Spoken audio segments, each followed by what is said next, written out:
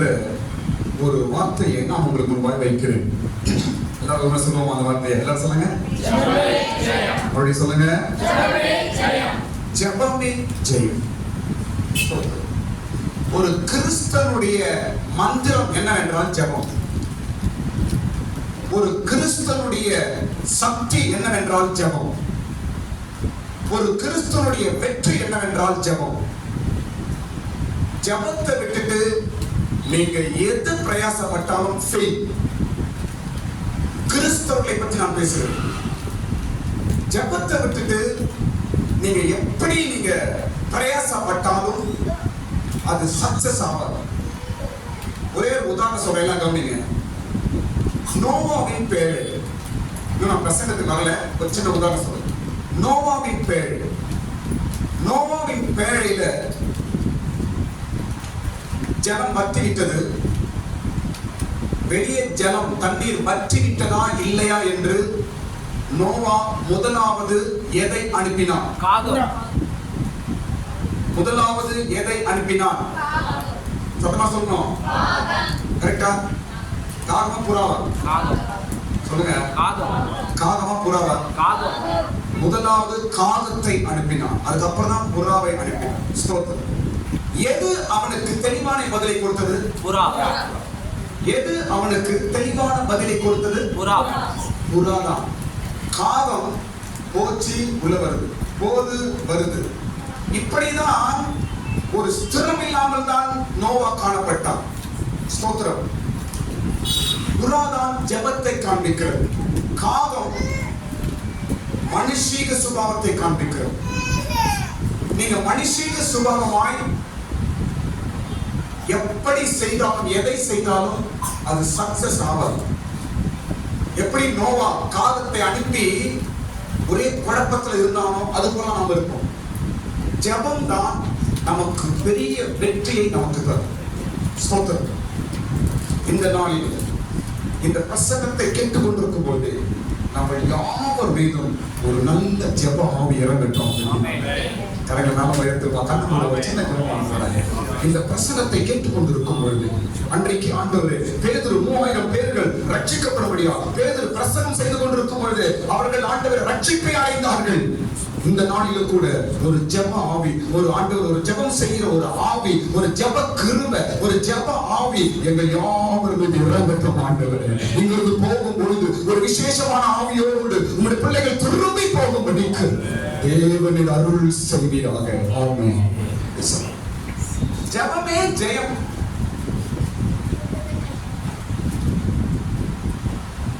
தலை குனிந்து ஜெபிக்கிற ஒரு கிறிஸ்தவன் தலை நிமிர்ந்து நிற்பான். தலை குனிந்து ஜெபிக்கிற ஒரு மனுஷன் தலை நிமிர்ந்து நிற்பான். நீங்க எல்லாருக்கும் முன்னாடி தலை நிமிர்ந்து நிற்க வேண்டும் என்றால் உங்களுடைய தனி அறையிலே தலை குனிந்து ஜெபிங்க.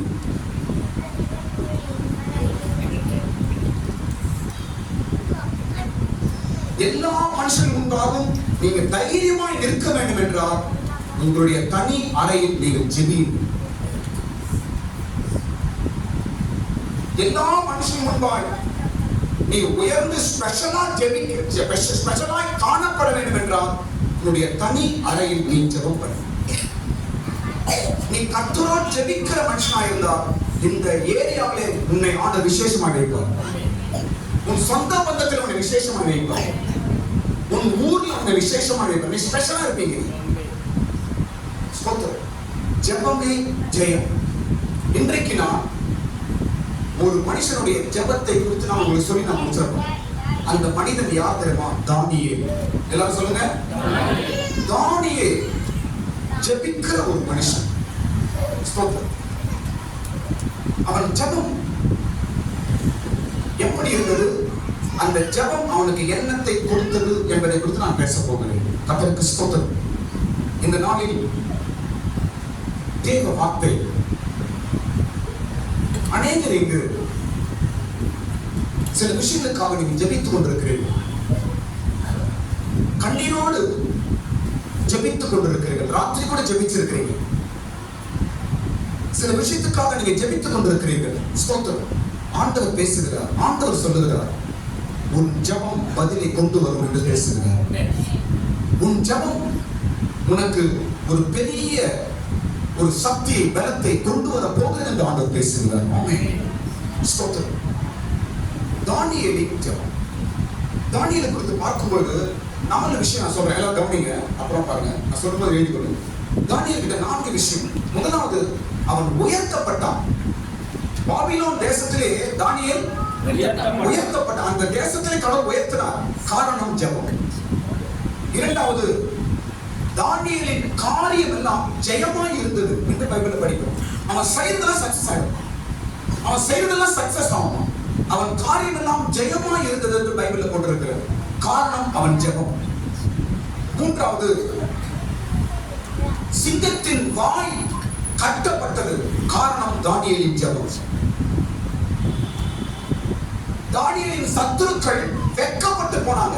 அவனுக்கு விரோதமாய் எழுப்பின சத்துருக்கள் எல்லாம் வெட்கப்பட்டு போனார்கள். காரணம் அவனுடைய ஜெபம். தானியேலுக்கு அநேக ரகசியங்கள் வெளிப்பட்டது. காரணம் அவன் ஜெபம். தானியேலை உயர்த்தினது அவன் ஜெபம். தானியேலின் காரியம் ஜெயமாய் மாறிற்று, அவன் ஜெபம். சிங்கத்தின் வாய் கட்டப்பட்டது, அவன் ஜெபம். அவனுடைய சத்துருக்கள் வெட்கப்பட்டு போனாங்க. தானியேல் ஒன்றும் செய்ய முடியாமல் போயிட்டாங்க. காரணம் தானியேலின் ஜெபம். நான் சொல்றேன் பாருங்க, சீக்கிரத்தில் உங்கள் ஜெபம் உங்களுக்கு பெரிய ஒரு வெற்றியை கொண்டு வர போகிறது. சின்ன ஜெபம் பெரிய ஜெபம் அது அப்பாற்பட்ட விஷயம். நீங்க பண்றது சின்ன ஜெபமோ பெரிய ஜெபமோ அது அப்பாற்பட்ட விஷயம். அது உங்களோடு சேர்ந்தது. இன்றைக்கு ஆண்டவர் பேசுகிறார், உன்னுடைய ஜெபம் ஒரு வெற்றியை கொண்டு வர போகிறது என்று ஆண்டவர் பேசுகிறார். ஸ்தோத்திரம். விதைத்தவன் உறங்கலாம். விதை சொல்லுங்க. விதைத்தவன் பயணம் தூயிடும். ஆனால் விதை உறங்காது. விதைத்தவன் உறங்குவான், விதை உறங்காது. ஸ்தோத்திரம். விதைக்கிறவன் நீ பட்டு தூங்கிடலாம். ஆனா நீ விதைத்த ஜெபம் உறங்கவே உறங்காது. வேலை செய்து கொண்டே இருக்கும். நீ செய்து கொண்டிருக்கிற ஜெபம் வேலை செய்து கொண்டே இருக்கும். ஒருவேளை அதிகாலை ஜெபமா இருக்கலாம், இல்லைன்னா உங்களுக்கு டைம் கிடைக்குமோ நீங்க ஜெபிக்கலாம். ஒருவேளை ராத்திரி ஜெபமா இருக்கலாம், ஒருவேளை குடும்ப ஜெபமா இருக்கலாம், இல்ல ஒருவேளை உங்களோட உபவாச ஜெபமா இருக்கலாம், ஒருவேளை நீ தனியா ஜெபிக்கிற ஜெபமா இருக்கலாம், ஒருவேளை உன் கண்ணீர் ஜெபமா இருக்கலாம். கர்த்தருக்கு ஸ்தோத்திரம். அந்த ஜெபம் ஒருபோதும் சும்மாவே இருக்காது. ஜெபம் தன் வேலையை செய்யும். ஜெபம் தன் வேலையை செய்யும். ஸ்தோத்திரம். ஒருவேளை ஒரு வருஷத்துக்கு முன்னாடி நீங்க ஜெபித்திருக்கலாம், ஒருவேளை போன மாசம் ஜெபித்திருக்கலாம், ஒருவேளை நீங்க செய்த ஜெபத்தையே நீங்க மறந்திருக்கலாம். ஆனாலும் அந்த ஜெபம் பதிலை கொடுக்கும். கையை தட்டு. ஆனாலும் அந்த ஜெபம் உனக்கு பதிலை கொடுக்கும். நம்முடைய ஜெபங்கள் எல்லாம் ஆண்டவர் எழுதி வைக்கிறார். நம்முடைய கண்ணீரை எழுதி வைக்கிறார். நம்முடைய ஜெபத்தை நாம் எதுக்காக ஜெபம் பண்றோம், என்ன சொல்லி ஜெபம் பண்றோம், என்ன பேசுறோம் என்பதை பரலோகம் எழுதுகிறது. எப்படி நீங்க நான் சொல்ற பிரசங்கத்தை எழுதுறீங்களோ அதே போல உன் ஜெபம் பரலோகத்தில் எழுதப்படுகிறது. சீக்கிரத்தில் ஜெபம் பதிலை கொண்டு வரும். ஸ்தோத்திரம். எப்படி தானியேல் உயர்த்தப்பட்டானோ, சிங்கத்தின் வாய் கட்டப்பட்டதோ, எப்படி அவன் காரியங்கள் ஜெயமாய் மாறினதோ, அதே போல உங்களுடைய ஜெபங்களும் உங்களை மேன்மைப்படுத்துங்க. நான் சொல்ற பாருங்க, கடிவான ஒரு வேண்டுகோள். ஒரு பாஸ்டரா உங்ககிட்ட நான் ஒரு வேண்டுதல் செய்கிறேன். ஜெபம் இல்லாத கிறிஸ்தவனாய் ஒருபோதும் இருக்காது. ஒரு கிறிஸ்தவன் என்றால் அவன் ஜெபிக்கிறவனாய் இருந்தாதான் அவன் கிறிஸ்தவன். ஜெபிக்காமல் அவன் கிறிஸ்தவன் என்று சொல்லக்கூடாது. ஏனென்றால் ஜெபம் இல்லாமல் இயேசு அவனோடு இருக்க மாட்டார். ஜெபம் என்பது நமக்கும் இயேசுவுக்கும் உள்ள உறவு, ரத்த சம்பந்தம். அந்த உறவுக்காரங்க அப்படின்னு சொல்றீங்க, உங்க சொந்தக்கார பத்தி என்ன சொல்றீங்க நீங்க? என்னோட உறவுக்காரர்கள் சொல்ற காரணம் என்ன? எனக்கு அவருக்கு உறவு இருக்கிறது, பந்தம் இருக்கிறது, அதனால உறவுக்காரர். இயேசு நமக்கு உறவுக்காரர், இயேசு நமக்கு ரத்த சம்பந்தம். அதை எப்படி உறுதிப்படுத்துவீர்கள்? ஜெபத்தினால் நாங்கள் உறுதிப்படுத்துவோம். ஜெபம் மிக முக்கியம். கர்த்தருக்கு ஸ்தோத்திரம். ஜெபம் நம்முடைய உயிர், ஜெபம் நம்முடைய மூச்சு. ஜெபம் நம்முடைய ஆகாரம், ஜெபம் நம்முடைய ஜீவன், ஜெபமே ஜெயம். இதை மறந்து போகாதீங்க. ஸ்தோத்திரம். அடுத்த ஒரு காரியம் சொல்ல பாருங்க, ஒரு விஷயம். இங்க தானியேலின் ஜெபம் என்று பார்க்கிறோம். இந்த இடத்துல தானியேலின் விண்ணப்ப ஜெபம் என்று நான் சொல்லுகிறேன். எல்லாம் தானியேல் 9ஆம் அதிகாரம் எடுத்து வைத்துக் கொள்ளுங்க. அந்த சப்ஜெக்ட் நான் பேச போறேன். இந்த இடத்துல தானியேலின் ஜெபம் என்று பார்க்கிறோம். ஜெபம் 4 வகைப்படும். ஜெபம் 4 வகைப்படும்.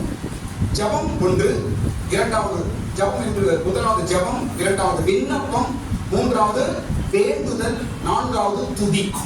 இப்படி ஜெபம் 4 வகைப்படும். 4 வகைகளால் ஜெபத்தை பிரிக்கலாம். அதுல ஒரு வகைதான் இங்கு தானியேல் செய்கிற ஜெபம். இந்த ஜெபத்தின் பேர் என்ன சொல்றாங்க? விண்ணப்பம். தானியேல் 9ஆம் அதிகாரம் படிச்சு பாருங்க. விண்ணப்பம் விண்ணப்பம் விண்ணப்பம் விண்ணப்பம் நிறைய வரும் அந்த 9ஆம் அதிகாரம். தானியேலின் ஜெபம் ஒரு விண்ணப்பத்தின் ஜெபம். விண்ணப்பம் என்றால் அர்த்தம் என்ன? அம்மா இந்த சப்ஜெக்ட் நல்லா உங்களுக்கு கேட்கணும். இந்த ஜெபத்தை பத்தி நல்லா புரிஞ்சுக்கணும். விண்ணப்பத்தின் ஜெபம் என்றால் என்ன என்றால், இப்போ ஒரு ஆபீஸ் போறீங்க, அவங்க என்ன கேட்பாங்க உங்ககிட்ட? ஃபர்ஸ்ட் அப்ளிகேஷன், விண்ணப்ப படிவம் அப்படி தமிழ்ல சொல்லுவோம். இங்கிலீஷ்ல என்ன சொல்லுவோம்? அப்ளிகேஷன். அப்ளிகேஷன் என்றால் எழுத்து மூலமாய் கொடுப்பது. சப்ளிகேஷன், இங்க விண்ணப்பத்திற்கு பைபிள், இங்கிலீஷ் பைபிள் என்ன கொடுத்தா சப்ளிகேஷன், ஆயில பேசுறது. ஸ்தோத்திரம். உங்க விஷயம் என்ன எழுதி கொடுங்க.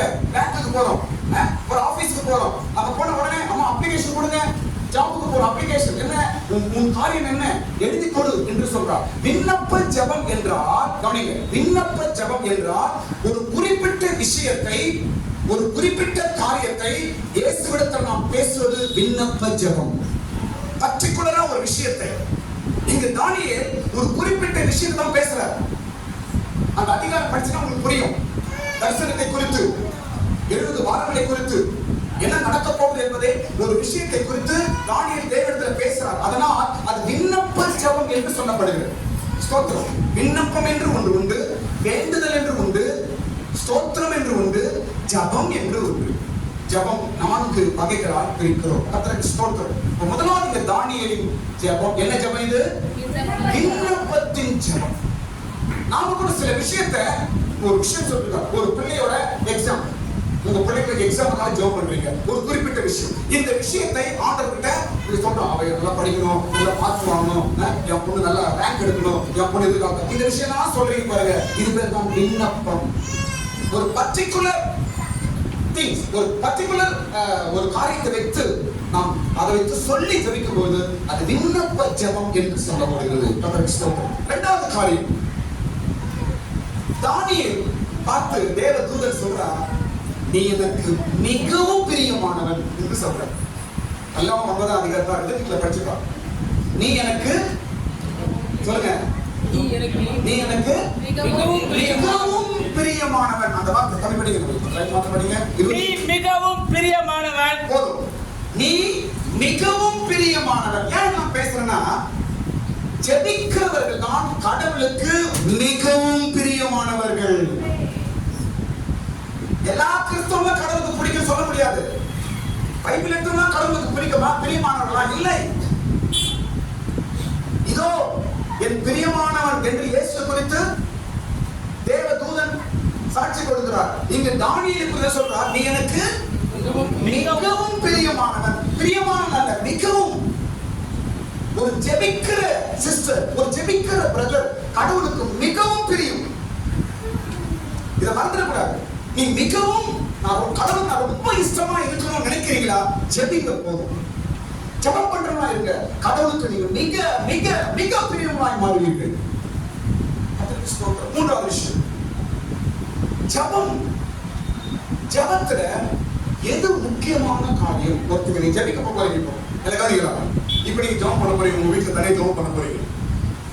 அந்த ஜெபம் எப்போது மிகவும் முக்கியமான ஜெபமாய் மாறுகிறது என்றால், கவனிங்க, துவக்கம் தான் ஜெபத்தில முக்கியமான காரியம். நான் சொல்றது புரியுதுங்களா? துவக்கம் தான் உங்கள் ஜெபத்திற்கு மிக மிக முக்கியமான காரியம். ஏனென்றால் இங்க தேவதூதன் தானியேலுக்கு சொல்றார், நீ ஜெபத்தை துவங்கும் பொழுதே என்ற ஒரு வார்த்தை படிக்க. சீக்கிரம், நீ வேண்டிக் கொள்ள மேற்கொள்ள தொடங்கின போது 23 எதை பத்தி பேசுற தேவதூதன் நாங்க அப்ப ஜெபம் தான். ஜெபத்துல எதை விஷயத்தை பேசுறாரு? துவக்கத்தை பத்தி பேசுகிறார். கவனிங்க, நம்ம ஜெபம் எப்படி இருக்கணும், நம்ம ஜெபம் முடிச்ச பிறகு என்ன நடக்கும் அதெல்லாம் பேச போறோம். ஸ்தோத்திரம், கர்த்தருக்கு ஸ்தோத்திரம். இப்ப ஜெபம், உன் ஜெபத்தில் எது முக்கியம் என்றால் துவக்கம் மிக முக்கியம். நீ ஜெபம் செய்ய தொடங்கும் பொழுது எனக்கு கட்டளை வந்துச்சு அப்படின்னா என்ன? ஆண்டவர் எதை பார்க்கிறாரு? துவக்கத்தை பார்க்கிறார். துவக்கத்தை பார்க்கிறார். கர்த்தருக்கு ஸ்தோத்திரம். அந்த துவக்கம் எப்படி இருக்கணும் கவனிங்க. ஏனோ தானோன்னு ஜெபத்துல உட்கார கூடாது. கவனிங்க, ஏனோ தான் சரி ஏதோ டைம் இருக்குது அதனால நான் சொல்ல பாருங்க. டைம் இருக்குது என்று ஜெபிக்கிறது ஜெபம் அல்ல, டைம் அதற்காக எடுத்து ஜெபிக்கிறதான் ஜெபம். ஆமென். டைம் இருக்குது ஜெபம் பண்ணலாம். நோ, ஒருவேளை நீங்க பண்ணலாம், ஆனா அது ஜெபம் அல்ல. நீங்க அதற்கு என்று ஜெபத்தை எடுக்கணும், டைம் எடுத்து ஜெபிக்கணும். இந்த நேரம் என்னுடைய ஜெபத்தின் நேரம், இந்த நேரம் நான் ஆண்டவரோட பேசுற நேரம் என்று அதற்கென்று நேரத்தை எடுத்து ஜெபிப்பதுதான் ஜெபம். இன்றைக்கு அநேக ஜெபம் ஏன் ஃபெயில் ஆகுது? அநேக ஜெபம் பதில் கிடைப்பதில்லை. ஏன்? ஜெபம் ஜெபம் என்று சொல்றோம். ஜெபம் என்றால் என்ன? விண்ணப்பம் என்று உண்டு, வேண்டுதல் என்று உண்டு, ஸ்தோத்திரம் என்று உண்டு, ஜெபம் என்று ஒன்று உண்டு. ஒரு ஜெபத்தில் 4 பகுதிகள் இருக்கணும். நீங்க ஜெபிக்கும் பொழுது அதுல ஒரு பகுதி தான் விண்ணப்பம். ஜெபத்தை ஏனோ தானோ என்று துவங்கக்கூடாது, தப்பு. சும்மா அப்படியே பண்றது ரொம்ப தப்பு. ஒரு இன்ட்ரெஸ்டா இல்லாம ஆரம்பிக்கிறது, சண்டையோடு கூட ஆரம்பிக்கிறது, அவங்க கிட்ட கெட்ட வார்த்தை பேசிட்டு சண்டை போட்டு உட்காருங்க. அந்த ஜெபம் கேட்காதுங்க. ஜெபம்னா என்ன? ஒரு மந்திரவாதி பாருங்க, சூனி வைக்கிற மந்திரக்காரங்க பாருங்க, எங்க உட்காந்துருப்பாங்க. இந்த சினிமாலாம் பார்த்து நேரில் பார்க்க சினிமா எல்லாம் அந்த புளி தோல் போட்டு சினிமா பார்க்க அவங்க பக்கத்தில் உட்காந்து இது வச்சு பாத்தீங்களா? ஒரு கெடுதல் பண்ற மந்திரவாதி அவன் ஒழுங்கா உட்கார்ந்திருக்கான். நீ ஜெபிக்கிறவன் எப்படி ஆரம்பிக்கிறான் ஜெபத்தை? அதற்கென்று நேரத்தை எடுத்து ஜெபிக்கிறாயா? ஒரு ஒழுங்காய் கிரமமாய் ஏனோ தானோ என்று ஒரு ஆபீஸ் வேலைக்கு போற ஏனோ தானோ போக முடியுமா? இன்ட்ரெஸ்ட் இல்லாம ஏதோ செய்யணும் என்று அறையும் குறையுமாய் நீ ஜெபத்தை துவங்குவீர்கள் என்றால் அந்த ஜெபம் உங்களுக்கு பதிலை கொண்டு வராது. நீ விண்ணப்பம் செய்ய தொடங்கும் பொழுதே, தேவதூதன் பேசுறார், தொடங்கும் பொழுது அப்படின்னா கடவுள் எதை பார்க்கிறார்? இவன் எப்படி ஜெபத்தை ஆரம்பிக்கிறான். நீங்க எப்படி முடிக்கிறீங்க அது அப்பாற்பட்ட விஷயம். ஆனா எப்படி ஆரம்பிக்கிறீர்கள் ஜெபத்தை? ஒரு ஆர்வத்தோடு, ஒரு வாஞ்சையோடு. ஒரு முறை ஆண்டவர் மோசேக்கு சொல்றார், என்ன சொல்றாருன்னா, நீ ஆயத்தப்பட்டு வந்து மலை மேல் நில்லு அப்படின்னு சொல்றார். படிச்சிருக்கீங்களா பைபிள்ல? என்ன சொல்றாரு ஆண்டவர் மோசே கிட்ட? நீ ஆயத்தப்பட்டு வந்து என் சமூகத்திலே நீ என்று சொல்றார். அப்ப ஜெபிக்க போறோம்னா நீங்க முகம் கழுவியோ குளிச்சுட்டோ நல்ல தலைமாறி அப்படிதான் ஜெபத்தை ஆரம்பிக்கணும். நம்ம இஷ்டமா செய்யறது அல்ல. ஆயத்தப்படு. உன் துவக்கம் எப்படி இருக்க வேண்டும்? ஜெபத்தின் ஆரம்பம் ஒரு பாய் போட்டு ஒரு பைபிள் எடுத்து வச்சு நல்லா வாரி முகம் கழுவி குளிக்கிறீங்களோ அது விஷயம். நல்ல ஒரு ஒழுங்காய் ஜெபத்தை நீங்க ஆரம்பிக்கும் பொழுதுதான் அந்த ஜெபம் தான் உங்களுக்கு பதிலை கொண்டு வரும். ஆமென். நீ ஜெபத்தை துவங்கும் பொழுது எனக்கு கட்டளை கிடைத்தது. நீ ஜெபத்தை ஆரம்பிக்கும் போது தெரிஞ்சிருங்க உங்க ஜெபம் என்ன செய்ய போகுது. நீ ஜெபத்தை ஆரம்பிக்கும் போது தெரியும் உங்க ஜெபம் எப்படி பதில் கொண்டு வர போகிறது. நீ ஜெபத்தை ஆரம்பிக்கும் போது தெரியும் உங்க ஜெபம் நீங்க எப்படி ஜெபிக்க போறீங்க உங்களுக்கு தெரிஞ்சிடும். ஆமென். ஜெபத்தின் துவக்கம் மிக மிக முக்கியம். இதை மைண்ட்ல வைக்கணும். கர்த்தருக்கு ஸ்தோத்திரம். இப்போ அடுத்த பகுதி நான் போகிறேன். தானியேலின் ஜெபம் நல்ல வல்லமையா இருந்துச்சு. தானியேலின் ஜெபம் தேவதூதன் இறங்கிட்டார், அப்படியே அவனோட பேசுறேன். இப்போ தானியேலின் ஜெபம் எப்படி ஆர்டரா ஒரு ஜெபம் பண்ணாரு என்று நான் சொல்ல போறேன். ஜெபத்தின் ஒரு ஒழுங்கு எப்படி ஜெபிக்கணும் என்பதை குறித்து தானியேல் எப்படி ஜெபித்தார், தானியேலோட ஆர்டர் ஆஃப் பிரேயர் அவர் எப்படி ஜெபித்தார். 9ஆம் அதிகாரம் தானியேல் 9ஆம் அதிகாரத்துல அவர் எப்படி ஜெபித்தார்? 3 காரியங்கள் நான் சொல்ல போறேன். கவனிங்க. நம்பர் 1, தானியேல் எப்படி ஜெபம் பண்ணாரு? அந்த அதிகாரத்தை முடிச்சு பாருங்களேன். அவர் ஜெபத்தை முடிக்கும் போது தேவதூதன் இறங்கிட்டாரு. அவர் கூட பேச ஆரம்பிச்சிட்டாரு. ஸ்தோத்திரம். தானியேல் ஒரு நாள் எத்தனை முறை ஜெபம் பண்ணாரு? 3 முறை. கவனிங்க, எத்தனை முறை ஜெபம் பண்ணாருங்க? 3 முறை ஜெபித்தார். ஸ்தோத்திரம். தானியேல் ஒரு ஜெபிக்கிற மனுஷன். சிங்கமே வாய் மூடிச்சு ஒரு ஜெபிக்கிற மனுஷனை பார்த்து. ஸ்தோத்திரம். நீங்க ஜெபத்தில் வாயை திறப்பீர்கள் என்றால் சிங்கத்தின் வாய் அடைக்கப்படும். நீங்கள் ஜெபத்தில் ஆண்டவரோடு பேசுவீர்கள் என்றால் உனக்கு விரோதமாய் பேசுவதின் வாய் அடைக்கப்படும். ஜெபம் வல்லமை உள்ளது. ஜெபம் அதிகாரம் உள்ளது. ஜெபம் பரலோகத்தை இறக்கும். ஆமென். அதற்கு ஸ்தோத்திரம். தானியேல் ஜெபிக்கிற மனிதனாய் இருந்ததால பாபிலோன்ல பெரிய ஆளாய் உயர்த்தப்பட்டான். அவன் செய்தல சக்சஸ் ஆச்சு. ஸ்தோத்திரம். நீங்க ஜெபிக்கிறவா இருக்க, உங்க காரியங்கள் எல்லாம் ஆண்டவர் ஜெயமாய் முடிப்பார். ஸ்தோத்திரம். ஒன்று செய்யுங்க. ஒரு நாளைக்கு இது என் ஜெப நேரம் அப்படின்னு நினைச்சு ஒரு நேரத்தை ஒதுக்கி நீங்க ஜெபிக்க ஆரம்பிங்க. உங்க காரியம் எப்படி நடக்க போய் பாருங்க. உதாரணம் தானியேல் எடுத்துக்கொள்ளுங்க. அவன் ஒரு அடிமைங்க. பாபிலோன்ல எப்படி போனாவன்? பாபிலோன்ல யாருங்க தானியேல்? சொல்லுங்க. அடிமை. அடிமை. ஆனா உயர்த்தப்பட்டான். அதிகாரியா மாறிட்டான். ராஜாக்கு அவனை பார்த்து பயப்பட ஆரம்பிச்சிட்டான். காரணம் ஜெபம். எல்லாரும் சொல்லுங்க. ஜெபம். சத்தமா சொல்லுங்க. ஜெபம். இன்றைக்கு ஒரு ஜாப்ல நீங்க ஒரு சாதாரண ஆளா ஜாப் வேலைக்கு போறீங்களா? ஜெபிக்கிற ஆளா இருங்க. அதே இடத்துல உங்களை உயர்த்துவாங்க. கையை தட்டு, கவலை தட்டு. ஆண்டவர் உயர்த்துவான். ஒரு சின்ன லேபரா ஒரு இடத்துல வேலைக்கு போறீங்களா? நீங்க ஜெபிக்கிற ஆளா இருங்க. ஆண்டவர் உங்களை அந்த இடத்துல கனப்படுத்துவாருங்க. ஆமென். உங்க தொழில் ஒருவேளை சின்ன தொழிலா இருக்குதா? நீங்க ஜெபிக்கிறதா இருங்க. அதை வைத்து ஆண்டவரை உயர்த்துவாருங்க. கர்த்தருக்கு ஸ்தோத்திரம். உங்க பிள்ளைங்க ஒரு பிகினிங் ஸ்டேஜ்ல ஒரு ஆரம்ப நிலவரத்துல இருக்கிறாங்களா? இன்னும் ஒரு டெவலப் இல்லாம இருக்காங்க நினைக்கிறீங்களா? அவங்களுக்கு ஜெபத்தை சொல்லிக் கொடுங்க. உங்க பிள்ளைங்க டெவலப் ஆகிறத உங்க கண்கள் காணும். கரங்களை தட்டுங்க, கரங்களை தட்டுங்க. ஜெபம் ஒரு பெரிய மந்திரம். ஜெபம் ஒரு பெரிய வல்லமை. ஜெபம் நமக்கு ஒரு பெரிய சகாயம், ஒத்தாசை. ஸ்தோத்திரம். நான் சொல்ல பாருங்க, ஜெபிக்கிற மனுஷன் யாருக்கிட்ட கை நீட்ட மாட்டான். ஜெபம் பண்ற யாருக்கிட்டையும் முன்னாடி போய் நிக்க மாட்டான் உதவிக்கு. ஸ்தோத்திரம். நீங்க கையை இப்படி வைத்திருக்கீங்க, இப்படி வைப்பீர்கள் என்றால் கையை இப்படி நீட்ட மாட்டீங்க. நீங்க கையை இப்படி வச்சு பாருங்க. எப்பவுமே இப்படி கை வைத்து ஜெபம் பண்ணி பாருங்க. யாருக்கு உங்க கை இப்படி நீட்ட ஆண்டவர் விடவே மாட்டார். கையை தட்ட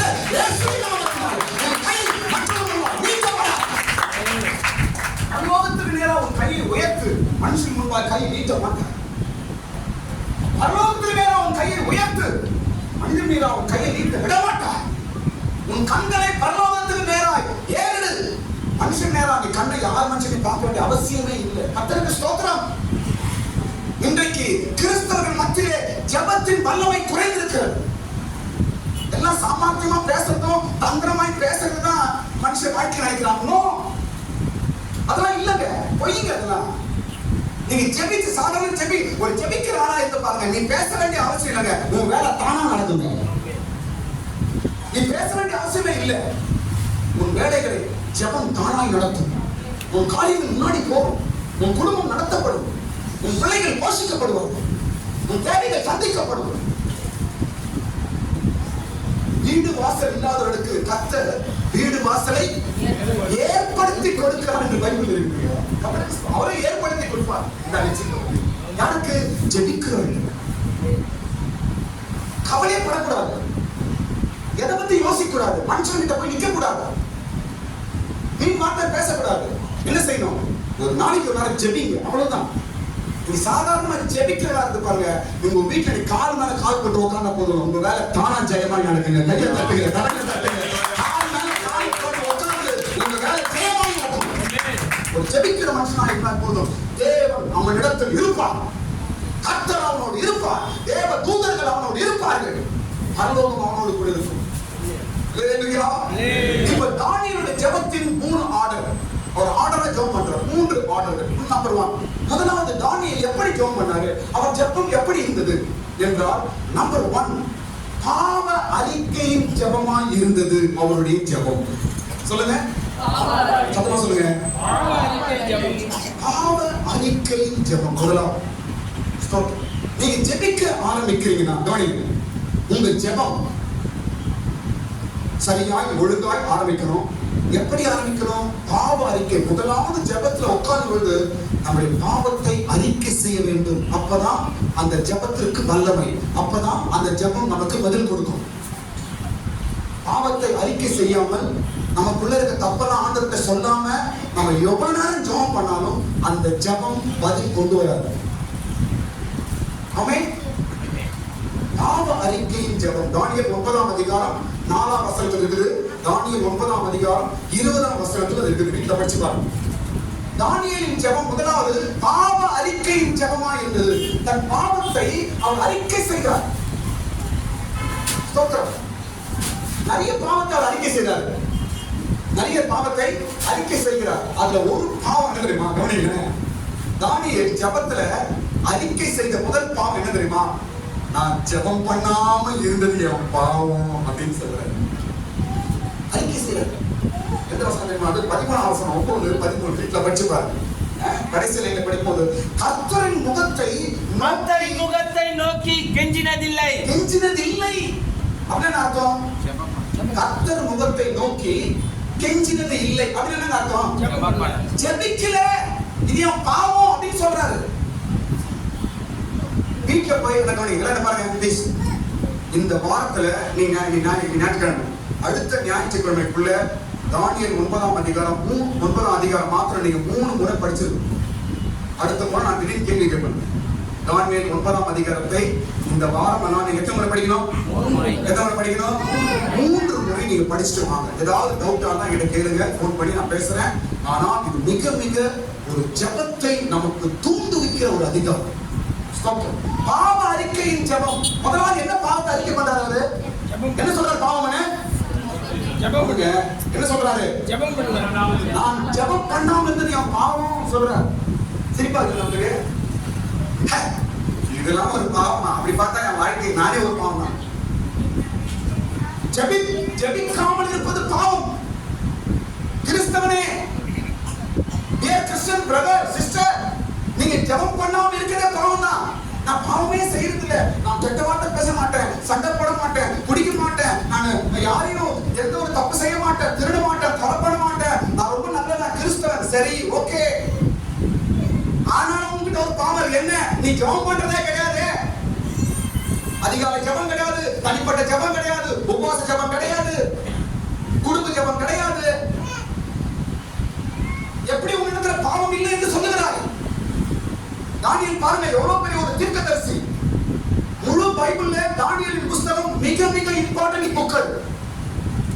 நடக்க போற விஷயத்தெல்லாம் தானியேல் எழுதுகிறார். இயேசு வருவதை எழுதுறாரு. இயேசு வந்து போன பிற்பாடு என்ன நடக்க போகுது, எப்படி இந்த உலகம் முடிய போகுது என்பதெல்லாம் தானியேல் எழுதுகிறார். அவ்வளவு ஒரு முக்கியமான புத்தகம் தானியேலின் புத்தகம்.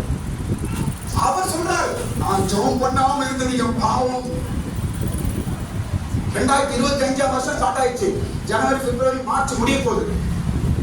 எத்தனை பேர் இந்த 3 மாசத்துல தனியா ஜெபம் பண்ணிருக்கீங்க? நீங்க குடும்ப ஜெபத்தை நான் பேசல, சர்ச்சைக்கு வரத நான் பேசல. உங்களுடைய தனி ஜெபம் 1/2 மணி நேரம், 1 மணி நேரம், அது உங்களுக்கு பொறுத்தது. எத்தனை பேர் இன்னும் ஜெபிக்காம இருக்கிறீங்க? பாவம் செய்றீங்க. பாவம் செய்யற உன் ஜெபம் எப்படி கேட்கப்படும்?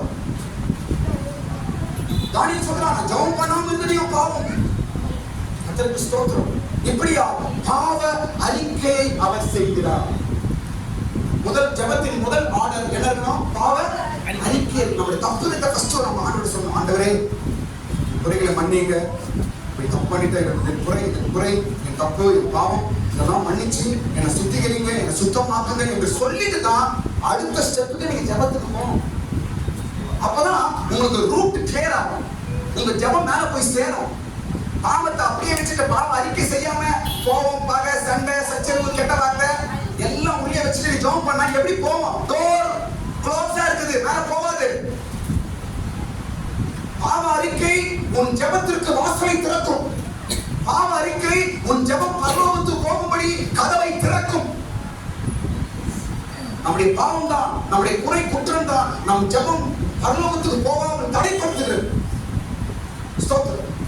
முதலாவது பாவ அறிக்கை ஜெபம். அதற்கு ஸ்தோத்திரம். இன்னொரு விஷயம் பேசுறேன், கவனிங்க.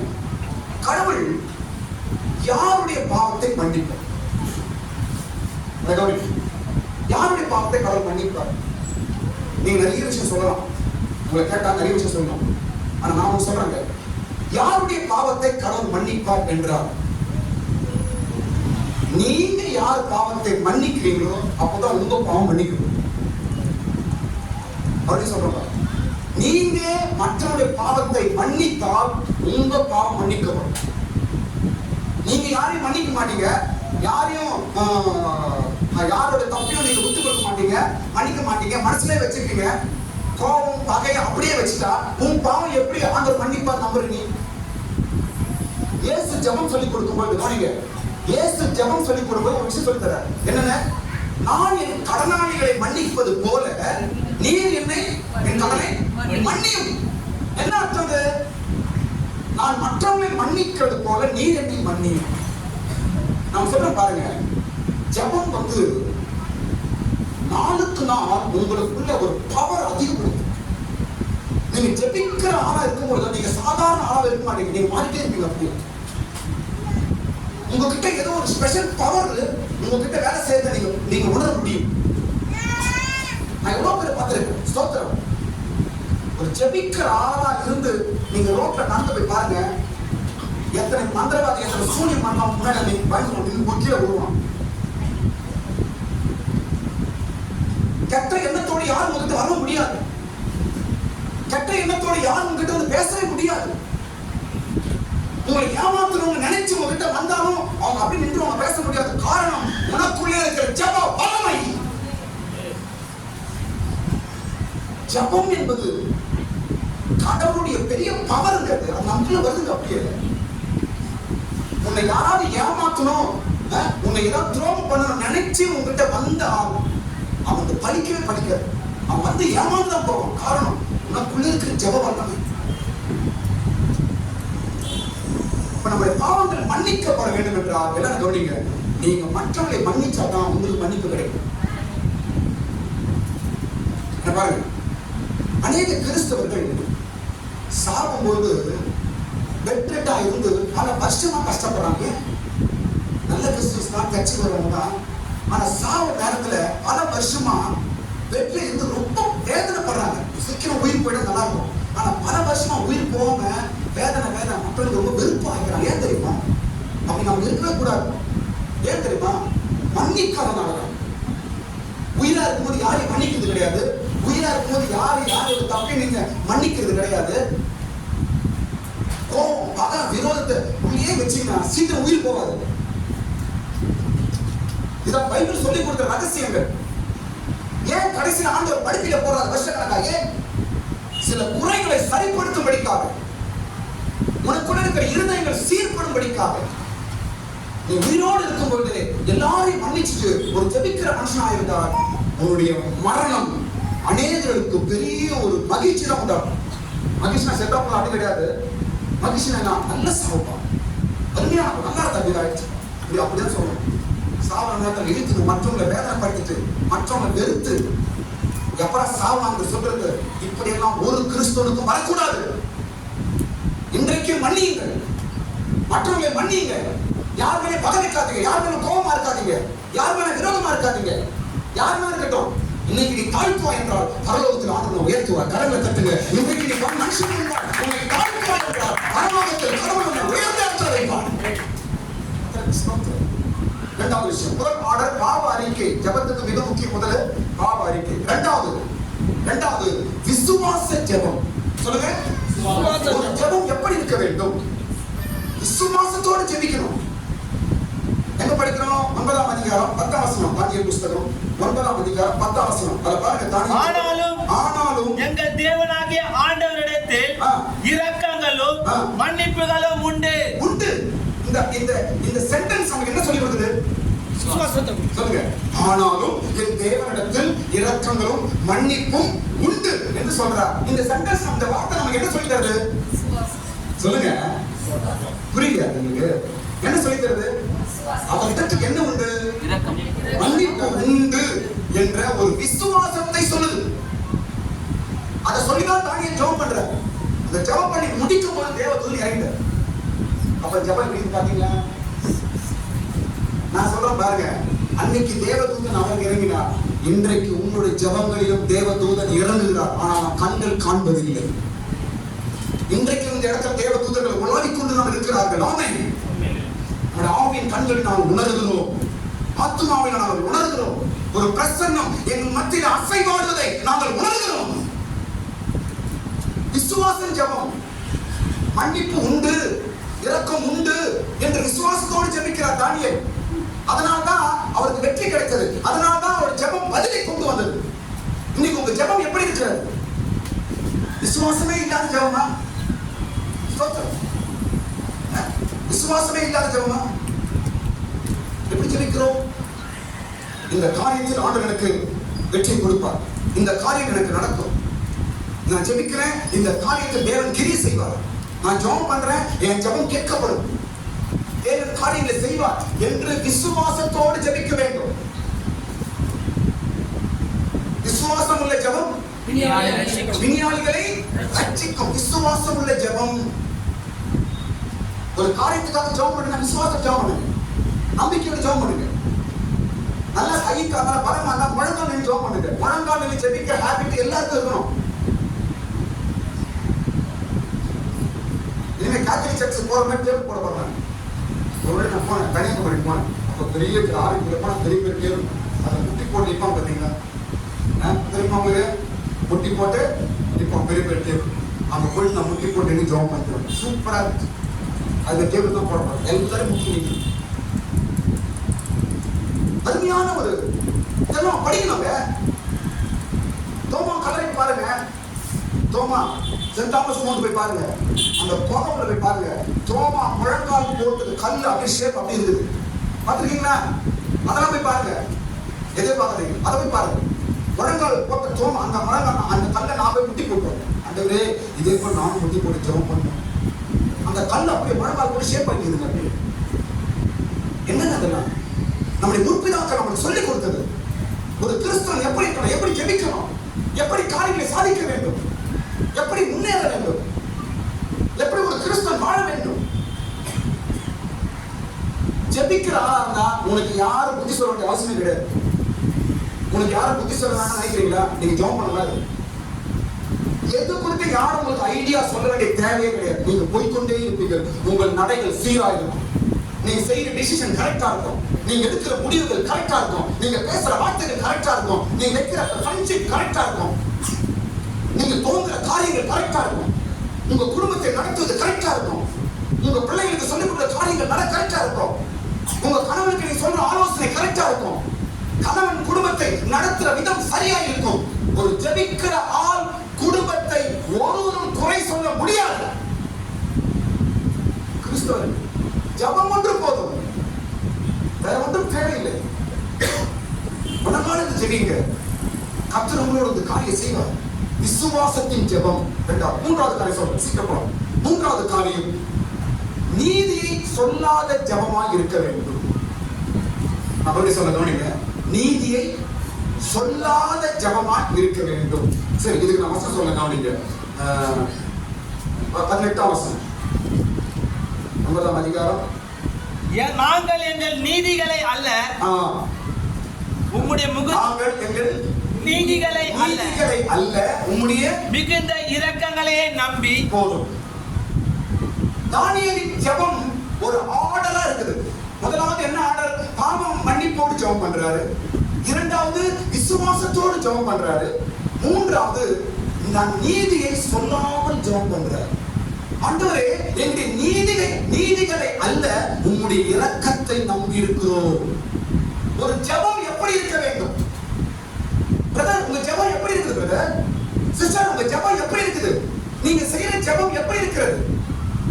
ஏன் உங்களுடைய ஜெபம் உங்களுக்கு ஒரு சரியான பதிலையும் முடிவை ஏன் கொண்டு வருவதில்லை? என்ன பாருங்களேன், சில நேரத்தில் நம்ம ஜெபம் போர் அடிச்சது. என்ன ஜெபம்? ஏன் தெரியுமா? நம்ம ப்ராப்பரா சரியா ஆர்டரா ஜெபிக்காதனால தான் நம்முடைய ஜெபம் நமக்கு போர் அடிக்குது. அடுத்த முறை ஜெபிக்கணும் ஏன் இன்ட்ரெஸ்ட் வர மாட்டேங்குது.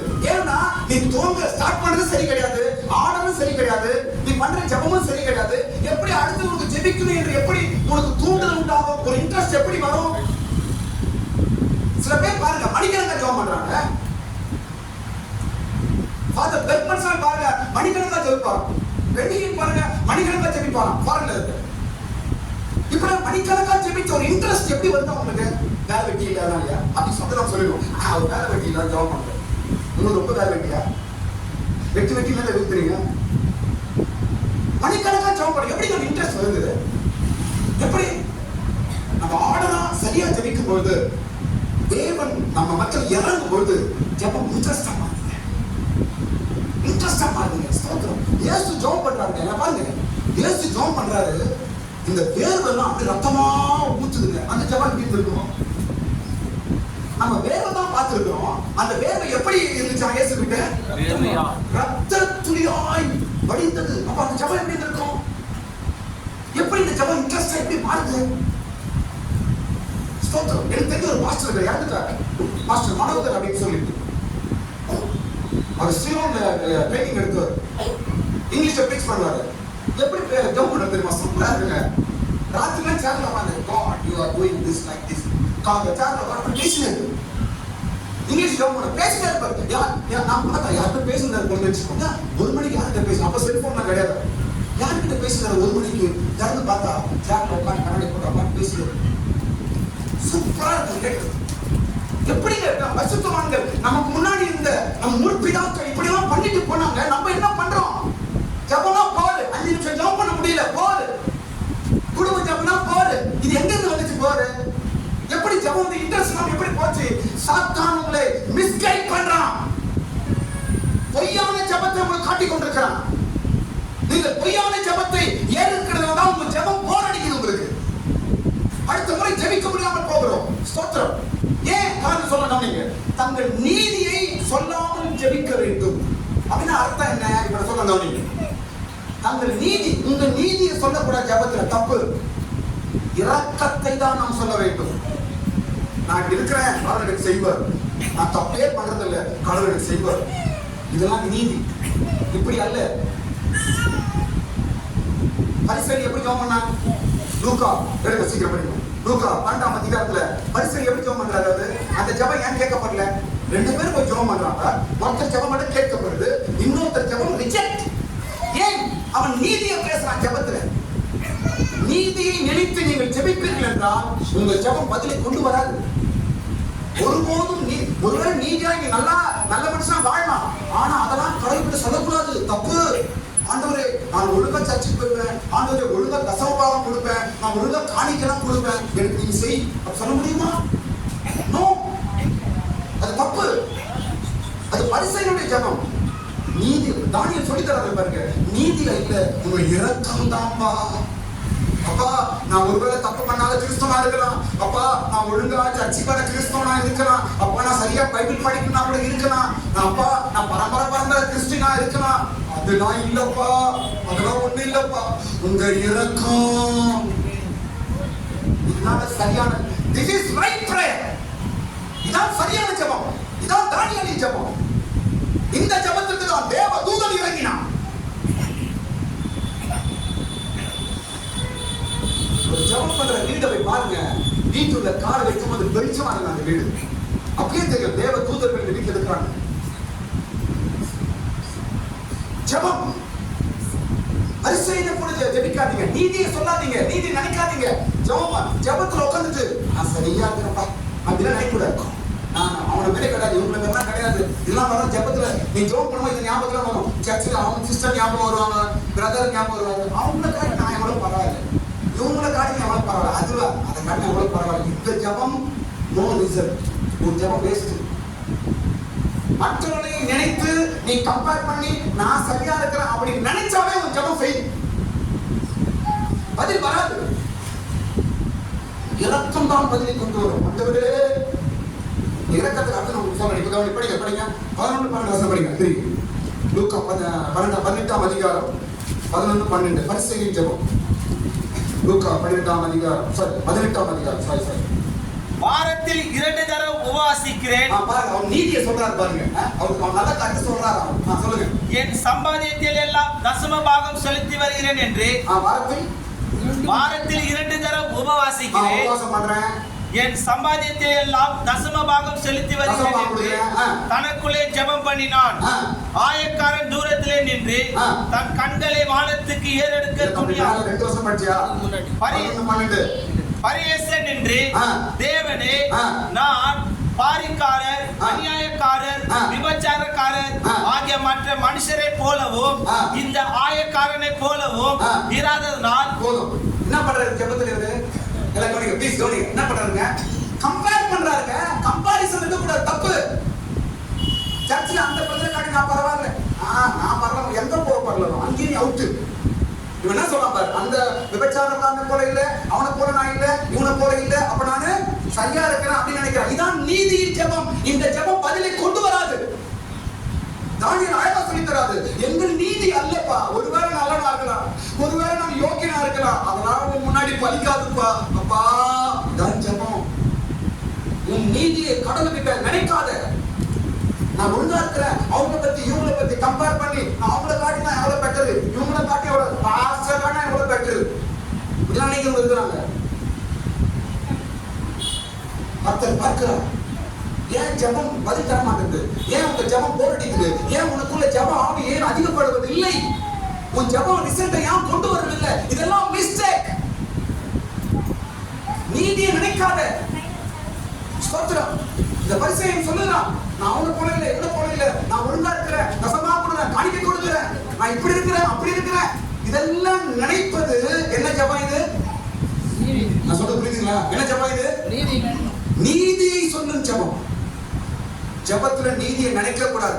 நம்ம தனியா இருக்கிற மனுஷன் நினைப்போம். நம்ம அது சொல்ல வரேன். ஜெபம் பண்ணும்போது பக்கத்துல இருக்கிற அவங்க சொல்லுவீங்களா, தனியா ஜெபம் பண்ணுவீங்க. அப்ப என்ன, உங்க மனதுல வரும். அதெல்லாம் வரக்கூடாது. வந்தாலும் ஆண்டவரே கிருபை, இரக்கம், உங்க இரக்கம். எல்லாம் சொல்லுங்க, என்ன வார்த்தையே சத்தமா சொல்லுங்க. இன்னொரு முறை சொல்லுங்க, இன்னொரு முறை சொல்லுங்க.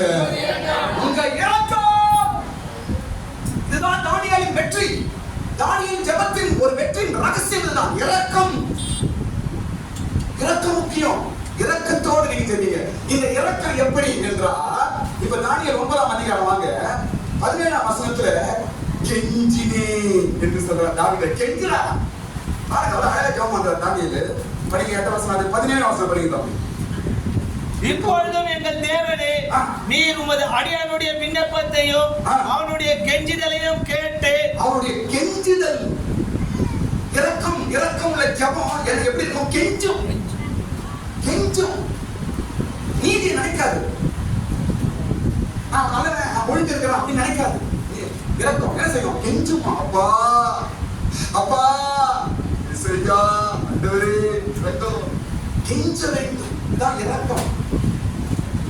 அது பேரும் நல்ல, நீ நல்லவன், அந்த பிரதர் நல்லவர், சரியானவர், அவங்க சொல்றதை வச்சு உன்னை நம்பிடாத. நீ மனுஷன் சொல்றதை வச்சு நீ ஜட்ஜ் பண்ணாத. பரலவா அப்படி ஜட்ஜ் பண்ணாது. என்ன சபையில நல்லா சொல்லிட்டாங்க, அதனால கடவுள் எனக்கு ஜபத்தெல்லாம் கேட்டுருவாரு. நோ, நீதியை நினைக்காத. ஒருவேளை நீ நல்லவனா இருக்கலாம், ஆனா பரலோகத்துல அதெல்லாம் எடுபடாது. அதை நான் சொல்லவும் கூடாது. அதெல்லாம் விட்டு இரக்கம், இரக்கத்தை உன்னதான் நம்பி இருக்கிறப்பா, எப்படியாவது செய்யுங்கப்பா, உங்க நாமத்துக்கு நிமித்தம் செய்யுங்கப்பா. அடுத்து ஜெபம் பண்றாரு பாருங்க, அழகா ஜெபம் பண்றாரு. 19ஆம் வசனம் படிங்களேன். ஆண்டவரே கேளும், ஆண்டவரே கேளும். தானியேல் ஜெபத்துல 4 வார்த்தை சொல்றாரு பாருங்க, நச்சுன்னு சொல்றாரு பாருங்க. படிங்க.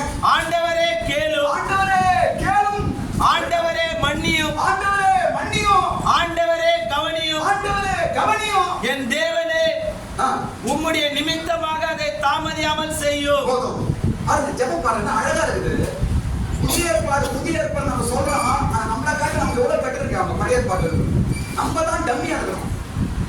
ஒரு இம்ப்ரூவ்மெண்ட் இல்ல, ஒரு மாற்றம் இல்ல. இயேசு நம்மை ஒரு மேன்மையா, அவங்கள காட்டி இயேசு நம்ம மேன்மையா வச்சிருக்கிறாரு, ஆனா நம்ம மேன்மையா காணப்படுவது இல்லை.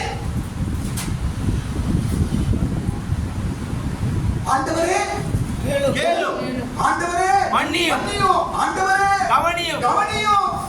என் நிமித்தம் அல்ல, உங்க நிமித்தம் எனக்கு செய்யுங்கப்பா. இதாங்க இரக்கத்தின் ஜெபம். யார் நிமித்தம் செய்யுங்க? கவனிங்க. யார் நிமித்தம் செய்யுங்க? உம்முடைய நிமித்தமாக. நிமித்தம்.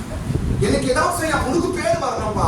என்ன பிளஸ் பண்ணா உனக்கு பேர் வரணும்பா. என் பிள்ளைங்க பிளஸ் பண்ணா உனக்கு பேர் வரணும்பா. என் வீடு நல்லா இருந்தா உனக்கு பேர் வரணும்பா. என் பிள்ளைங்க நல்லா படிச்சா உனக்கு பேர் வரணும்பா. நான் நல்லா இருந்தா உனக்கு பேர் வரணும்பா. என் குடும்பம் ஆசீர்வதிக்கப்பட்டா உனக்கு பேர் வரும்பா என்று சொல்லி கெஞ்சும் ஜெபம்.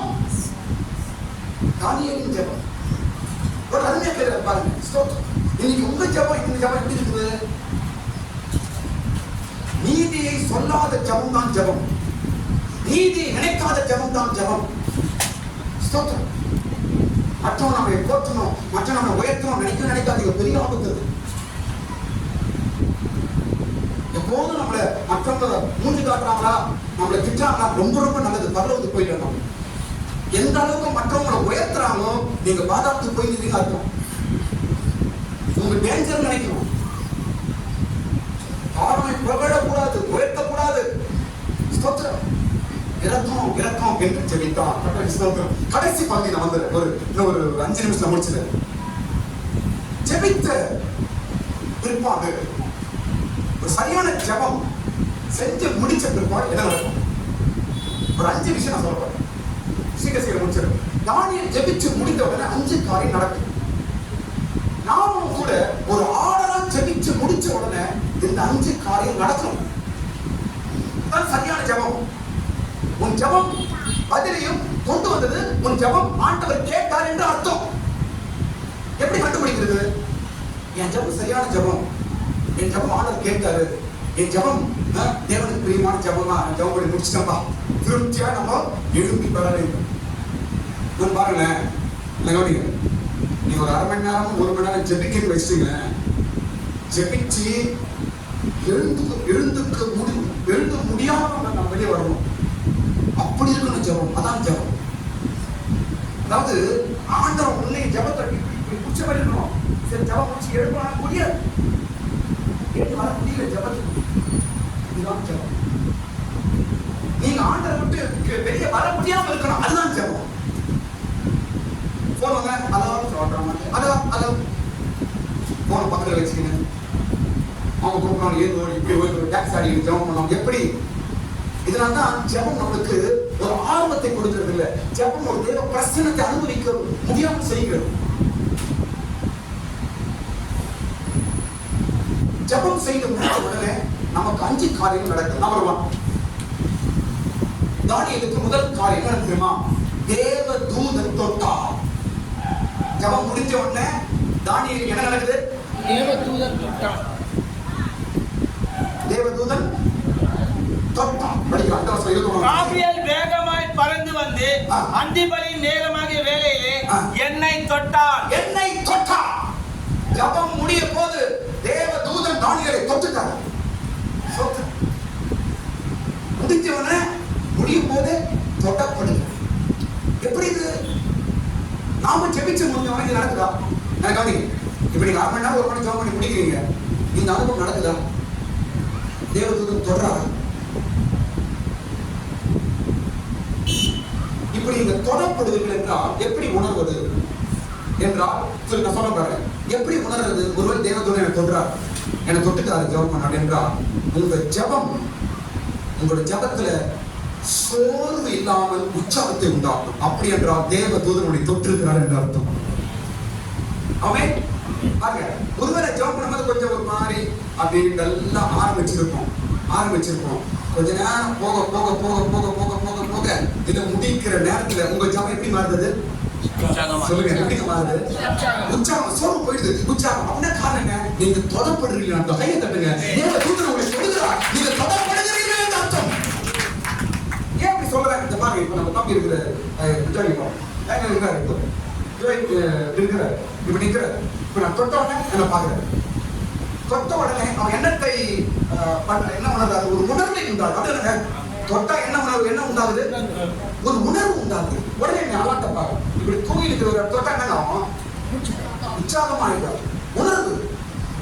அப்ப நீங்க ஜெபிக்கும் பொழுது ஒரு ஏதோ ஒரு சோர்வு நல்லா ஜெபம் பண்றீங்க. அப்ப ஜெபில ஒரு உற்சாகம் வருது. அப்படின்னா தேவதூதன் உங்களை தொடுகிறார். அதனால் நீங்கள் உணர்வடைந்து ஒரு உற்சாகமாக மாறுறீங்க. ஆமென். இது நம்ம ஜெபத்தில் நடக்குதுங்க. நடக்குது. நம்ம ஜெபம் சூடு உண்டாகுது. நம்ம ஜெபம் கொஞ்சம் உற்சாகமா மாறுது. ஸ்தோத்திரம். நல்ல ஜெபம், நல்ல விண்ணப்பம் பண்றோம். உற்சாகம் உண்டுகிறதா கடவுள் தேவ தூதர்களை தொடுகிறார், தொட்டு இருக்கிறார் என்று அர்த்தம். எழும்பி போகும்போது எப்படி போறோம்? உற்சாகமாய் போகணும். ஜெபம் முடிச்சு வரும்போது எப்படி வரலாம்? கொஞ்சம் சோர்வெல்லாம் வரும், சரி ஜெபம் பண்ண போறோம் அப்படின்னு. ஆனா எழும்பி வருவதற்கும் திரும்பி போவதற்கும் ஒரு வித்தியாசம் உண்டாகுது. அப்படின்னாங்க ஜெபம் ஸ்டார்ட் பண்றதுக்கும் முடியறதுக்கும் என்னங்க உண்டாகுது? ஒரு டிஃபரெண்ட் உண்டாகுது. காரணம் என்ன? தேவதூதன் தொட்ட உடனே வித்தியாசத்தை உணர்கிறோம் நாங்கள். ஹalleluya. தானியேல் சொல்றார், அவனை தொட்டான். இரண்டாவது விஷயம், ஜெபம் முடிஞ்ச உடனே நடக்குது. ஒரு ஜெபம் எப்படி நமக்கு பதிலை கொடுக்கிறது என்றால் கவனிங்க. ஜெபம் முடிஞ்ச உடனே நடக்கிற இரண்டாவது விஷயம் தெளிவு உண்டாகும். அவன் எனக்கு தெளிவு உண்டாக்கி போதும். தானியேல் ஜெபம் பண்ணி முடிச்ச உடனே முதலாவது தேவதூதன் தொடராது, உணர்வு உண்டாகுது, உற்சாகம் ஆகாது. இரண்டாவது என்ன நடக்குறாங்க? சொல்லுங்க. தெளிவு உண்டாகுது. தெளிவு உண்டாகும். அதான் ஜெபம்.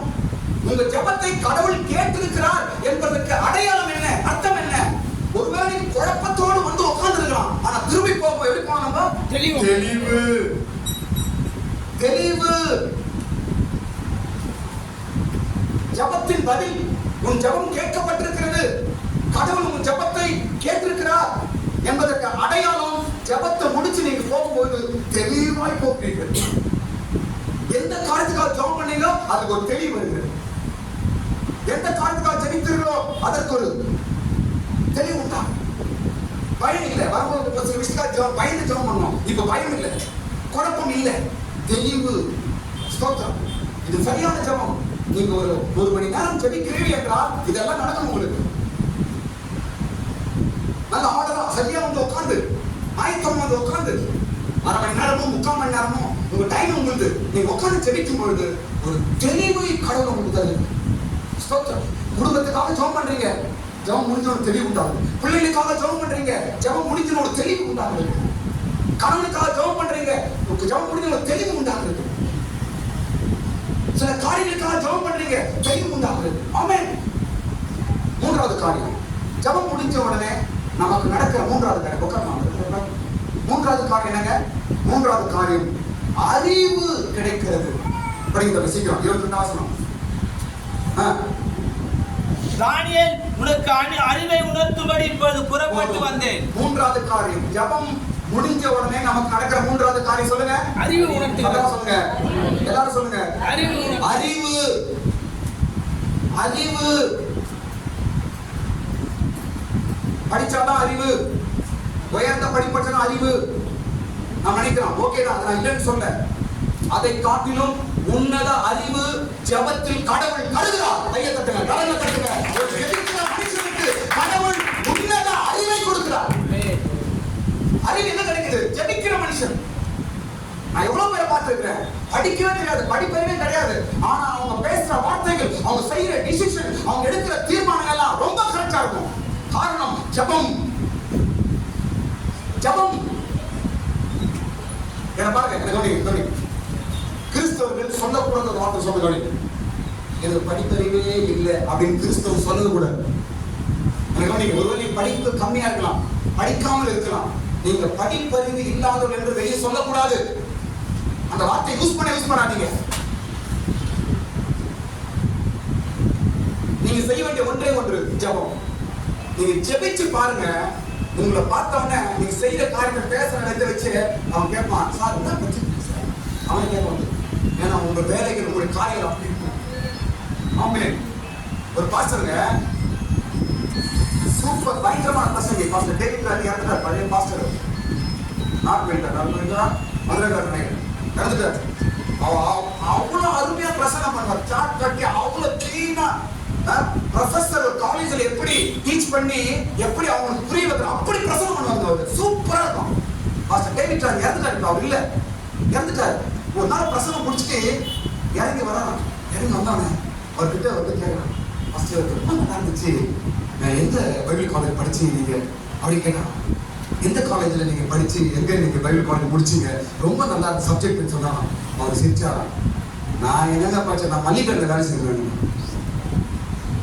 அலிகர்ல பொட்டங்காட்டுல வேலை செய்திருந்தேன். நான் அடிப்படையில் நான் படிக்கலங்க. நேரம் அவரை கேட்ட மனிதன் வியந்து போனான். ஆச்சரியமாட்டாங்க. அப்படியே அடிப்படையில் கிடையாது. எங்க இருந்து வந்தது அறிவு? சீசர்களை பார்த்து ஜனங்கள் ஆச்சரியப்படுறோம். பேதுரு பிரசங்கம் பண்றதை பார்த்து ஆச்சரியப்படுறோம். என்னங்க இப்படி பேசுறாரு? யாருங்க இவரு? பயங்கரமா இருக்குது, ஆழமான காரியங்களை பேசுறாரு. அவர் சொல்றது சில புரிய மாட்டேங்குது. யார் இவர் என்று கேட்டா அவர் யாருங்க விசாரிச்சு பார்த்தா மீன் குடிக்கிறது. படிப்பறிவு இல்ல. எங்க இருந்து வந்தது ஞானம்? இந்த அறிவு எங்க இருந்து வந்தது? ஜபம். பிள்ளைகளுக்கு படிப்பை சொல்லி தரீங்க, நான் வேண்டாம்னு சொல்லல. படிப்பு அதை காட்டிலும் ஒரு படி. உங்க பிள்ளைகளுக்கு ஜபத்தை பத்தி சொல்லுங்க. என்ன அறிவு ஆண்டவர் தருவாருங்க, நீ கவலைப்படாதீங்க. என் பிள்ளைக்கு அறிவு இல்லையே, என் பிள்ளை வளரணுமே, என் பிள்ளை படிக்கணுமே, ஞானம் வேணுமே என்று பெற்றோர்கள் ஆசைப்படுறீங்க. தப்பே கிடையாது, கர்த்தர் செய்வார். அதை காட்டிலும் உங்க பிள்ளைகளுக்கு கொஞ்சம் நீங்க ஜபத்தை பத்தி சொல்லி கொடுங்க. உங்க குடும்ப ஜபத்துல பிள்ளைகளை உட்கார வைங்க. ஒரு நாளைக்கு ஒரு 10 நிமிஷம் ஜெபிப்பான், ஜபம் பண்ணுமா, ஜபம் பண்ணுப்பா அப்படின்னு பிள்ளைகளுக்கு சொல்லித்தாங்க. உங்க பிள்ளை எந்த அளவுக்கு டாப்ல போறாங்க பாருங்க. ஜபம் மேல உழைத்துக்கிட்ட கையை தட்டுங்க. உங்க பிள்ளைகளை ஜபம் உயர்த்தணும். கொடுக்கும் ஜபம் ஆச்சரியமா நிற்பார்கள். அறிவு உண்டாகும். தானியேலே உனக்கு அறிவை கொடுக்கிறான் வந்திருக்கிறேன். ஆமென். ஜபம் அறிவை கொடுக்கும். ஒரு பிசினஸ் செய்யணும், ஒரு காரியம் செய்யணும், ஒரு குடும்பத்துல ஒரு காரியம் செய்யணும், அறிவு எனக்கு எப்படி தெரியல என்றால் அவனை இவனை போய் கேட்க வேண்டிய தேவை கிடையாது. சில விஷயம் கேட்க முடியாது. அவனுக்கு நம்மளை காட்டி போராம வந்துடும். நம்மளுக்கு ஏதாவது கெடுதல் பண்ண நினைப்பான். எவனையும் போய் கேட்க வேண்டாம். 1 மணி நேரம் முழங்கால நில்லு போதும். 1 மணி நேரம் தேவ சமூகத்தில் கதவை மூடி நீ உட்கார்ந்து ஆண்டவரே என்று கெஞ்சு, ஆண்டவரே என்று கூப்பிடு. உன் காரியங்கள் வெற்றியால் ஜெயமாய் நடக்கவில்லை என்றால் தேவன் உயிருள்ள இருக்கார். நம்மை சாட்சியாய் மாறுவோம். ஹல்லேலூயா. ஜெபம் அறிவை கொடு. ஒரு விஷயத்துக்காக நீங்க ஜெபம் பண்றீங்கன்னா கவனிங்க, நான் முடிக்க போறேன். ஒரு விஷயத்துக்காக ஜெபம் பண்றீங்க. ஜெபம் முடிஞ்ச உடனே அந்த விஷயத்தை குறித்து ஒரு அறிவு, ஒரு ஐடியா உண்டாகும். அப்போ உங்க விஷயத்தை குறித்து, உங்க விஷயத்தின் ஜெபம் பரலோகம் கேட்கப்பட்டிருக்கிறது என்று அர்த்தம். ஆமென். ஒரு ஐடியா வரும். ஜெபம் பண்ணி ஒரு விஷயத்தை, ஒரு பிசினஸ் பண்றோம், ஒரு காட்டுக்காக உள்ள பிள்ளைங்க படிப்பு, பிள்ளைங்க எதிர்கால விவாகம், அதுக்காக ஒரு மனம் ஜெபம் பண்றீங்க. எழுப்பி பாருங்க. முடிஞ்ச உடனே உட்கார்ந்து கவனிங்க. ஜெபம் முடிந்த உடனே காரியம் 2 காரியம் செய்யணும்.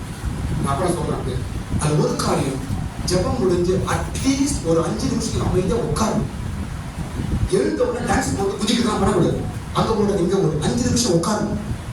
ஜெபம் முடிஞ்ச உடனே 5 நிமிடம் ஒரு சேர்லயோ அமைதியா நீங்க உட்கார்ந்தா நீங்க பேசுற ஜெபம் அப்படியே சில சத்தங்கள் உங்க காதுல கேட்கும். தேவன் பேசுறாங்க. இதெல்லாம் நான் பண்ற மிஸ்டேக். நம்ம ஜெபம் பண்ணிட்டு போயிடும், அவரு நம்ம பேசிட்டு போயிடும். அவர் பேசுற நம்ம கிட்ட அதுக்கு இடம் கொடுக்கறது இல்லை. நம்ம இதுவே நாம் செய்யற குறைகள் சொல்றோம். இப்போ ஒரு விஷயத்தை நம்ம ஜெபித்து முடிக்கும் போது அந்த விஷயம் குறித்து ஒரு ஐடியா வரும், ஒரு அறிவு வரும்.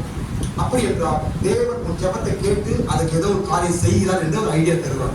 அந்த ஐடியா படி நீங்க செய்தீங்கன்னா சக்சஸ் ஆகும். அப்படி ஸ்தோத்திரம். 4வது காரியம், ஜெபம் முடிஞ்ச உடனே நமக்கு நடக்கிற காரியம். 4வது காரியம், கர்த்தர் நம்மோடு கூட பேசுவார். 5வது வசனம் படிக்கிறோம். என்னோடு பேசி 22வது வசனம் சீக்கிரம் படிக்கலாம். என்னோடு அவன் எனக்கு தெளிவு உண்டாக்கி என்னோடு பேசி.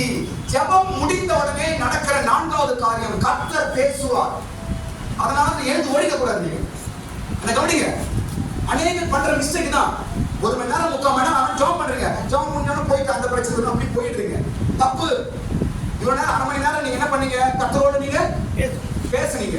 இப்ப அவர் பேசணுமே, நீ எழுந்து போயிட்டா யார்கிட்ட பேசுவார்? சொல்லுங்க, பேசுவார். யார்கிட்ட பேசுவார்? இவ்வளவு நேரம் நீ பேசுற, இப்போ அவர் பேச வேண்டும். என்ன பண்ணணும்? ஜெபம் முடிஞ்ச உடனே ஒரு 10 நிமிஷம் அமைதியா உட்கார்ந்து அப்படி வேதத்தை திறக்க எல்லாம் செய்யுங்க. எல்லாம் கவனிங்க. இப்படி நீங்க செய்வீங்கன்னா உங்க ஜெபம் இன்ட்ரெஸ்டா மாறும். உங்க ஜெபங்கள் இன்னும் வல்லமையாய் மாறும். உங்க ஜெபம் ஒரு வெற்றியையும் ஒரு காரியங்களை நடப்பிக்கிறதா உங்க ஜெபம் மாறும். ஸ்தோத்திரம். அதுக்கப்புறம் பாருங்க, ஜெப வீரர்களா நீங்க மாறுவீங்க. நிறைய பேருக்காக ஜெபிக்க ஆரம்பிச்சிருக்கீங்க. உங்க ஜெபம் டக்கு டக்கு டக்கு டக்கு பதில் கொடுத்து வந்துடும். உடனே உடனே ஜபங்கள் காரியங்கள் செய்யறதாய் மாறிவிடும். பெரிய காரியங்கள் நடக்குங்க. ஆமென். ஹalleluya. நான்காவது காரியம், கர்த்தர் பேசுவார். ஆண்டவர் எப்படி பேசுவாரு? எப்படி பேசுவார்? கடவுளோட பதில் பைபிள் மூலமா பேசுவார். அரை மணி நேரம் ஜெபம் பண்ணீங்கன்னா ஒரு 10 நிமிஷம் முடிஞ்ச உடனே பைபிளை திறந்து உட்காரு. ஏதாவது திறந்து ஆண்டவரே அப்படின்னு ஜெபத்தை முடிச்சிருக்கிறேன், என் கூட பேசுங்கப்பா என்று சொல்லி அப்படியே பைபிளை திறந்து எந்த பேஜ்ல உன் மனசு வருதோ அந்த இடத்துல நீங்க படிக்க ஆரம்பிங்க. ஆண்டவர் பேச ஆரம்பிப்பார். கர்த்தர் பேச ஆரம்பிப்பார் உங்களோட. நீ ஜெபித்த ஜெபத்திற்கு பதில் பைபிள் இருந்து கிடைக்கும். அப்படியே உன்னோடு பேச ஆரம்பிப்பார். என் மகனே நீ ஜெபம் பண்ணியப்பா, நான் கேட்டப்பா. என் மகனே உன்னுடைய துக்கத்தை நான் உணர்ந்தப்பா. நீ சொன்ன விஷயம் எனக்கு கேட்டுச்சு, உன் காரியங்கள் அறிந்தது. நீ பயப்படாத, நான் உன்னோடு இருக்கிறேன். இந்த காரியங்கள் சில வாக்குத்தத்தங்கள் பைபிள் மூலமா கர்த்தர் பேச ஆரம்பிச்சது வாருங்க. இதெல்லாம் நாம் தவிர்த்து விடுகிறோம். கர்த்தர் பேச ஆசைப்படுறாங்க. நம்ம கூட ஆண்டவர் பேச ஆசைப்படுறார். இப்போதும் கூட உங்களோட கூட பேசிக் கொண்டிருக்கிறார். ஆமென் சொல்லு. இந்த வேளையிலும் கூட தேவன் இயேசு உன்னோடு பேசிக் கொண்டிருக்கிறார். இப்போது நம்ம பேச அவர் ஆசைப்படுகிறார். கர்த்தருக்கு ஸ்தோத்திரம். 5வது காரியம், ஒரு ஜெபம் முடிஞ்ச உடனே நமக்கு நடக்கிற 5வது காரியம். முதல் காரியம் நடக்குது, அவர் நம்மை தொடுகிறார். 2வது காரியம் தெளிவுண்டாகிறது. 3வது காரியம் அறிவு உண்டாகிறது. 4வது காரியம் பேசுவார். கர்த்தர் நம்ம கூட பேசுறார், பதில் கொடுக்கிறார். 5வது காரியம் என்ன தெரியுமா? கவனிங்க. 5வது காரியம் என்ன தெரியுமா? நீங்க ஒரு விஷயத்துக்காக ஒரு மணி நேரம் ஜாப் பண்ணி வச்சுங்களேன், 2 நாள் கழிச்சு இல்ல 3 நாள் இல்ல 1 வாரம் கழிச்சு அதை குறித்து உங்களுக்கு ஒரு கனவு வரும், சொப்பனம் வரும். இது அனுபவப்பட்டிருக்கீங்களா? அனுபவப்பட்டிருக்கீங்களா? நீங்க ஏதாவது விஷயத்தை ஜாப் பண்ணோன்னே அந்த விஷயத்துல உங்களுக்கு கனவு வரும். அனுபவப்பட்டிருக்கீங்களா? இதான் தரிசனம் என்று சொல்லுது. நமக்கு சொப்பனமா உலகமா உங்க பிள்ளைங்களுக்கா குடும்பத்துக்காக நீங்க ஜெபம் பண்ணீங்கன்னு வச்சுங்களேன், நல்ல ஒரு 1 மணி நேரம் ஜெபம் பண்ணீங்களே, அந்த வாரத்துல ஒரு 2-3 நாள் கழிச்சு இரவுல நல்ல ஒரு சொப்பனத்தை கர்த்தர் உங்களுக்கு காண்பிப்பார். நான் அனுபவப்பட்டிருக்கேன். நான் அனுபவிச்ச சில குடும்பங்களுக்காக ஜெபிக்கும் போது கர்த்தர் அந்த குடும்பத்தை குறித்து கனவுல காட்டுவார்கள்.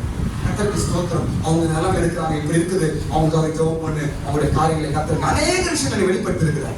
இதை கர்த்தர் உங்களுக்கும் செய்வார். நீங்க சரியா ஜெபம் பண்ணீங்க பாருங்க. நம்ம சும்மா சொல்லுங்க, வாழ்க்கை அனுபவத்தை பேசுகிறேன். உங்க பிள்ளைகளுக்காக 1 மணி நேரம் ஜெபம் பண்ணி பாருங்க. ஒரே வாரத்துல உங்க பிள்ளைய குறித்து ஆண்டவர் கனவு சொப்பனத்துல காட்டணும். எனக்கு இருக்கு, சொப்பனத்துல பேசுவார். சொப்பனம் பிள்ளைய குறித்து, உங்க பிள்ளை எப்படி இருக்குது, பொண்ணு எப்படி இருக்குது, அவங்க எதிர்காலம் என்ன, அவங்களை குறித்து ஆண்டவர் என்ன திட்டம் வச்சிருக்கிறார் என்று உங்களுக்கு கனவு மூலமா கடவுள் பேசுவார், வெளிப்படுத்துவார். ஸ்தோத்திரம். இந்த அதிகாரம் கடைசியில தானியேலுக்கு என்ன உண்டாக்குது? தரிசனம். தரிசனத்தை கடவுள் தானியேலுக்கு காட்டுற காரணம் ஜெபம். இப்படி செய்து பாருங்களேன், உங்க ஜெபம் இன்னும் மேன்மேலாய் மாறும். நீங்க ஜெபிக்கிறவனாய் மாறுவீங்க. நீங்க ஜெபிக்க ஜெபத்துல எல்லாவற்றையும் சாதிக்கிறவனா மாறிடுவீங்க. நீங்க இப்படியா நான் ஜெபம் பண்ணி முடிக்கிறப்பா, இப்படியா அந்த காட்டு நான் ஜெபிக்கிறப்பா, இப்படியா இந்த விஷயம் நான் ஜெபம் பண்ணி நான் இதை நான் மாத்திரப்பா என்று சொல்ற மாதிரி நீங்க மாறிடுவீங்க. மற்றவர்களுக்காக ஜெபம் பண்ண ஜெபிக்கிறவனாய் மாறிடுவீர்கள். அப்படி ஒரு ஜெபிக்கிறவர்கள் இந்த பட்டணத்துல 10 பேர் எழுப்பினா போதும், எம்எம்டியை தலைகீழ மாற்றுவார் கர்த்தர். இந்த மாற்றூர் பகுதியை இயேசு தலைகீழாய் மாற்றுவார். ஏன்னா பைபிள்ல போட்டு உலகத்தையே தலைகீழாய் மாற்றுவார்கள். ஜெபம் பண்றவங்க எப்படி இருப்பாங்க? அவங்க உலகத்தையே அவங்களால ஜெபம் பண்ற ஒரு ஆள் தான் போதும், உலகமே தலைகீழ மாறிடுமா? ஏன் எம்எம்டியை மாறாதா? ஏன் உன் குடும்பம் மாறாதா? ஏன் உன் சூழ்நிலை மாறாதா? உலகத்தை தலைகீழ் மாற்றுகிற ஜெபம் ஏன் உன் பிரச்சனையை மாற்றாது? மாற்றம். கையை தட்டு. உன் பிரச்சனைகள் தலைகீழாய் உன் ஜெபம் மாற்றும் என்று ஆண்டவர் பேசுகிறார். எல்லா கண்களை போட்டு ஜெபம் பண்ணி முடிப்போம். ஸ்தோத்திரம். நல்ல ஆண்டவரே, இம்மட்டுமாய் எங்களோடு கூட இருந்து நீர் பேசுகிற எல்லா வார்த்தைகளுக்கும் நன்றி. உங்களுடைய பிரச்சனையை நாங்கள் உணர்ந்து கொண்டிருக்கிறோம்.